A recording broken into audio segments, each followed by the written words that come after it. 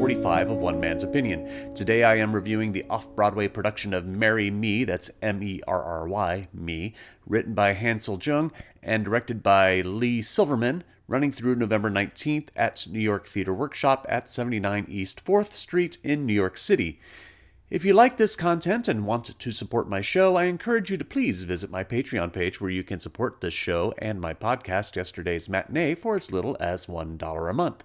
A link will be in the description. Set at a naval base on an island not too far from an enemy country, that may not be word for word how it was described, but you get the idea.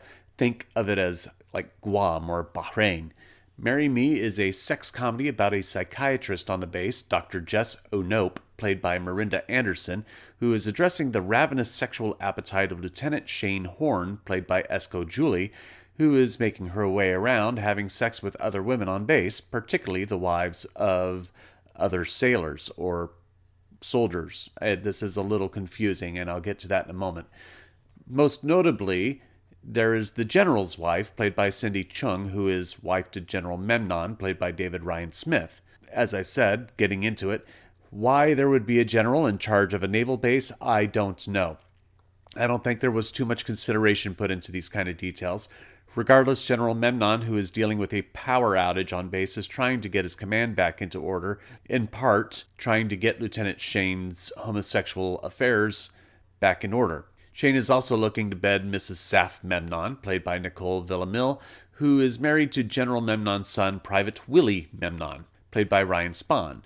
Sapph, obviously a play on Sapphic, is sexually dissatisfied, and the temptation of being with a woman is quite appealing to her. A little bit of military terminology for you. Someone who goes around and sleeps with your partner, whether it be while you're deployed or otherwise, is called a Jody. Well, Shane is a Jody. It doesn't matter what the gender of the Jody is or who they're involved with, it's a universal term. Anyway, that's a little bit of military slang for you.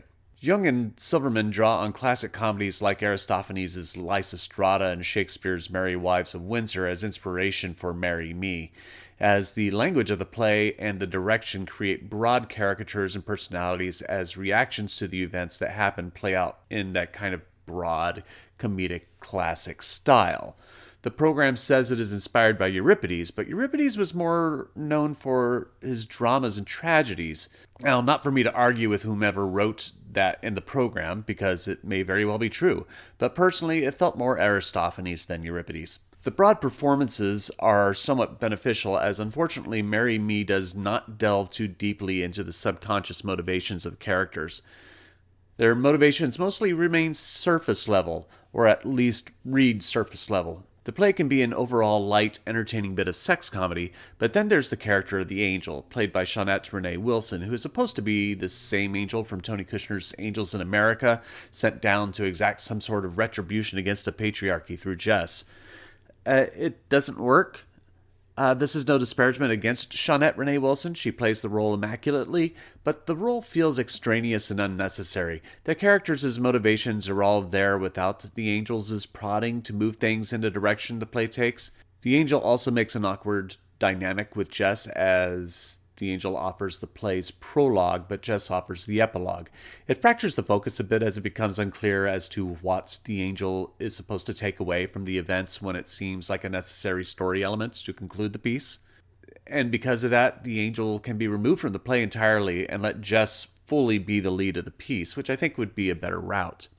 Though there doesn't seem to be much going on underneath the characters, aside from the desire for sex, or prohibiting Shane from having sex with their wives, the performances are entertaining. I particularly enjoyed the eroticism between Villamil and Jouley.